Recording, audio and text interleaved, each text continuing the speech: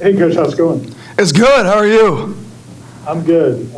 Hey, are there tangible or visible differences in terms of just the guys and their confidence and their, the way they handle things going into year two compared to year one, first day of spring, coming out of winter, and all those types of things? Oh, no question. I mean, this is the first time that these guys have had the same staff ever. I mean, with an exception for maybe Baveon. There's not another guy on this team who's a six-year senior that's had another guy on this offense that's had the same offense back-to-back years. So for them, the breath of fresh air that, all right, we know the system, we can truly focus on the fundamentals, and we can help each other get better at those fundamentals. And then our conditioning level isn't even comparable. Last year, we couldn't even finish this practice. We were like dragging our players along as a coaching staff. This year, we got to improve, and we got to get better at finishing and chasing the ball. But our guys can handle the practice. Next will be Chris Needy from Noles 247. Hey, Kenny, just wanted your first day impressions of your quarterbacks. I was impressed. The comfort level is drastically different.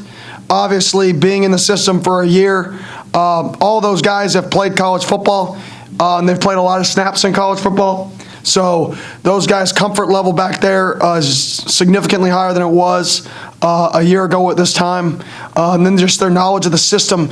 And really the knowledge of the system shows up with their feet. You know, their feet are in rhythm with their eyes. And when your feet are in rhythm with your eyes, that's when you know you can truly be successful. And that's when you know that you have a plan every time you take a snap. Next will be Gene Williams from Norvell. Hey, Coach, good evening. Good evening.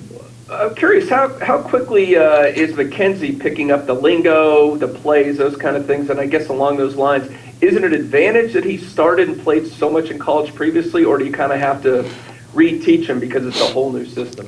Football, our system's different, but everybody runs smash. Everybody runs hitches and corners, right? Everybody runs four verticals, right? There's a lot of things in football that are conceptually the same or similar, right? Those true plays aren't necessarily what makes an offense.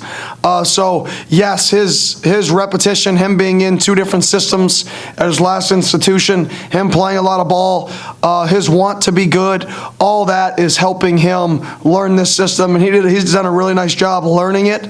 And putting in the work, because that doesn't just happen. He's put in the work necessary to go out there and execute in day one.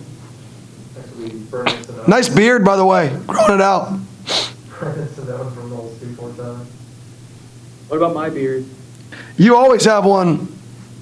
So Coach Norvell, right before you got here, Kenny was talking about Darius Washington maybe being the most improved player of the winter conditioning program. I'm curious to get your thoughts on not how he just did today on day one, but throughout this winter. What have you seen from him growth-wise? I've seen a guy show up every day and get better, and not just in all aspects. In the classroom, he's gotten better. He's gained a significant amount of weight. He's squatting, one of the top squats on our team, and that's a guy who's never been through an off season because of injuries. So that's a guy, this was his first off season here, and you saw the off season, the benefits of why there is an off season, right? And when you have a young team and you lose the off season like we did last year, that's the benefit of being young. These guys get better. It's not just about the X's and the O's. It's about the off-season development. And he's the guy who's put in the work, and I think he's going to reap what he sows. Next will be Aslan Vandy from Norvell. Good evening, Kenny. At the wide receiver position after Ontario, it seems to be a pretty significant drop-off in terms of at least production, but how do you go about trying to identify guys when there is such a large amount of options, but everybody's kind of on the same level? Is it winter conditioning that's giving you kind of a look ahead, or is it all going to kind of flush out over spring? It's going to flush out over spring, and it's going to continue into summer and then go into fall camp. But guys just got to show up and make plays.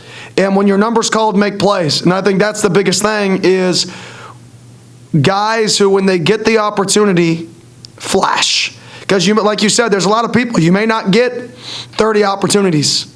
You may get 10. What do you do with those 10? And then what do you do when the ball's not in your hands? Because one of our big emphases this spring is perimeter blocking, is pad level and hand placement, right, on the perimeter. And the guys who are going to play, not only those guys that are going to make plays, but they're guys that are going to block on the perimeter. We left way too many yards on the field this year, right, with perimeter blocking. Next will be Irish FL from Morecambe. In what ways does, just being in the system for a year, in what ways does that help Jordan and Chuba and Tate in terms of just how quickly they get the ball out, how quickly they process things? In what ways does that really help them? Well, they're not thinking about what the routes are. When you're in the system year one and we call a play, you're thinking, okay, the X has this, the Z has this, okay, then the protection is this, okay, then my back is checking down here, and then my read is this. Go. That's it, right? Now, we call a play, they're like, beautiful, where's my key? All right, my eyes are on the safety, what's he do? All the other processing is done, they know it. It's now just, I'm looking at defenders, and I'm getting the ball to where my read dictates. All the other thinking, I shouldn't say all of it, a lot of it is done. We still have a ways to go, but a lot of it is done, and now we can truly focus on the decisions that we're making, and now we can say, hey, that throw that you made correctly at 24 yards last year, that's an 18 to 22-yard throw. So we got to make that decision quicker and get the ball there at 18, right? And I think that's where we're getting to. Next will be Kurt Weiler from Tallahassee Democrat. Hey, Kenny, you talked about the receivers a little bit, specifically the freshmen you've added this year, Malik and Josh. I know Coach Norvell's high on them. He said they don't look like freshmen. I guess how impressed have you been, and how much of a head start will they be being here now for the spring? Yeah, I mean, they're physical specimen from a freshman standpoint. I mean, Malik's just a big, tall, lanky guy who can run, and Josh is like, I don't know, world champion squatter, I guess. So I got to get with his high school strength coach because they're like, I guess, an elite squatting program. But they're both guys who come in with the physical tools to help us early. They're both guys that have the mental want to, right? And they've been in their playbook. They've been getting extra reps to be able to go out there and execute. But after one practice, right, it's about consistency when you're a young guy. When you're a freshman, anybody can flash and have a play, right? For those guys, I want to see the consistency of the work. Can they make the great play in back-to-back days? Can they make it 3 days in a row? Can we count on them, right? And that's the key for those young guys, is proving that we can count on them to make the play when their number's called, and we're only going to learn that through time. Next will be Dr. Gene from Morecambe.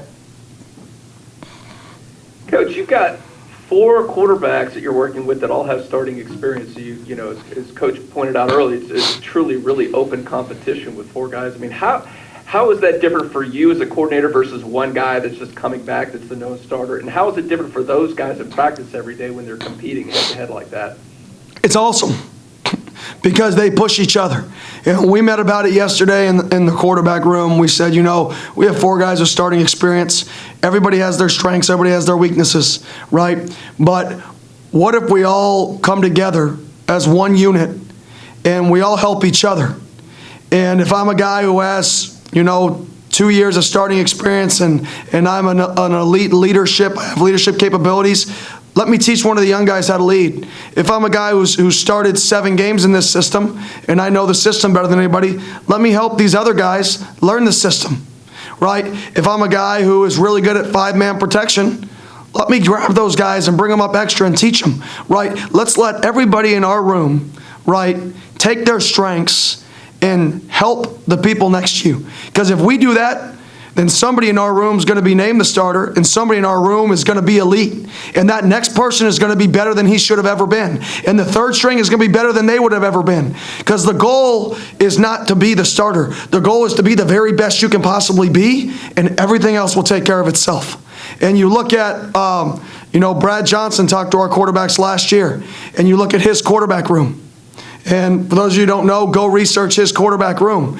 And that's what we're trying to build here.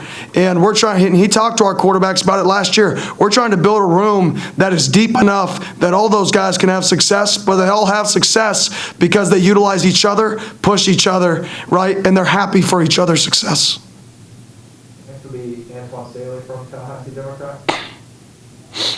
Yeah, Coach, I just wanted to ask you just about the running backs and just the depth there and just kind of what you've seen so far in camp. Love it. I think those guys, that group as a whole is all in, right? They're working their butt off. And I think a big piece of that is Corbin. I mean, that's a guy who he's taken a huge step from a leadership standpoint. I know y'all are about to talk to him next. I couldn't be more proud of what he's doing. You know, he's a reserved guy by nature. You know, he's a guy who wants to keep to himself. He's a lay-low guy, but he's challenging himself to step up out of his own comfort zone to lead. And that's